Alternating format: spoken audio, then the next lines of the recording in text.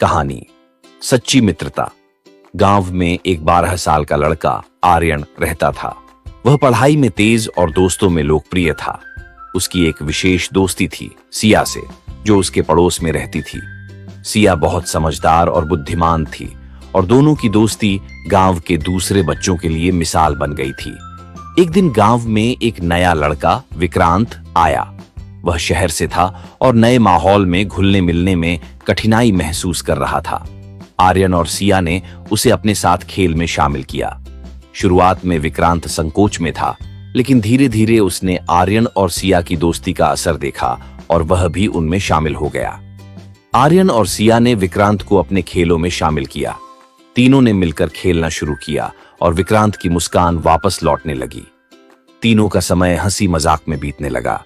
विक्रांत ने आर्यन और सिया को अपने शहरी जीवन के बारे में बताया, जिससे उनकी दोस्ती और मजबूत हुई।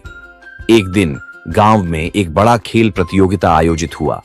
आर्यन ने सोचा कि वह और विक्रांत मिलकर क्रिकेट में भाग लेंगे, लेकिन सिया ने कहा, हमें सही तरीके से अभ्यास करना होगा। उन्होंने कई दिन तक अभ्यास किया। प्रतियोगिता के दिन आर्यन और विक्रांत ने पूरी मेहनत की, लेकिन मैच हार गए।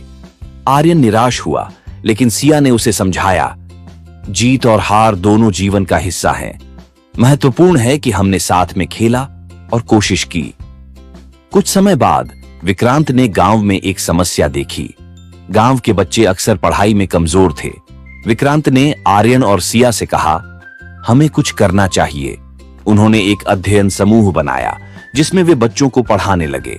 धीरे धीरे गांव के बच्चे पढ़ाई में अच्छा करने लगे।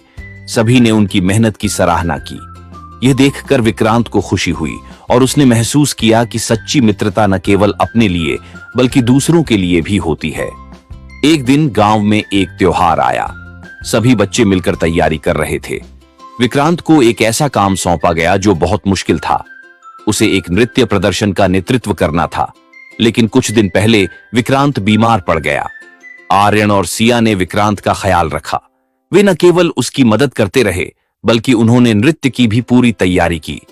जब त्योहार का दिन आया, विक्रांत ने अपनी बीमारी के बावजूद प्रदर्शन में हिस्सा लिया।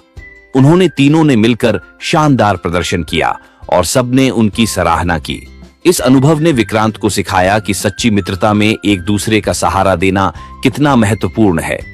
आर्यन और सिया ने उसे प्रेरित किया कि कठिनाइयों का सामना कैसे करना है।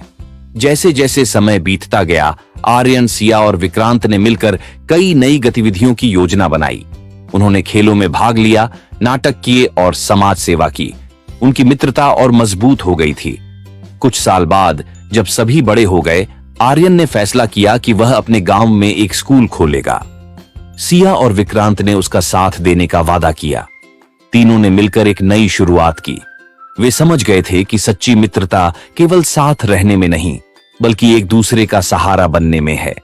उन्होंने गांव के बच्चों के भविष्य के लिए एक मिसाल स्थापित की। इस कहानी से यह सीखने को मिलता है कि सच्ची मित्रता का मतलब केवल मजे करना नहीं है, बल्कि मुश्किल समय में एक दूसरे का साथ देना है। मित्रता में सहानुभूति, समझ और एक दूसरे की मदद की भावना होती है, जो जीवन को और भी खूबसूरत बनाती है।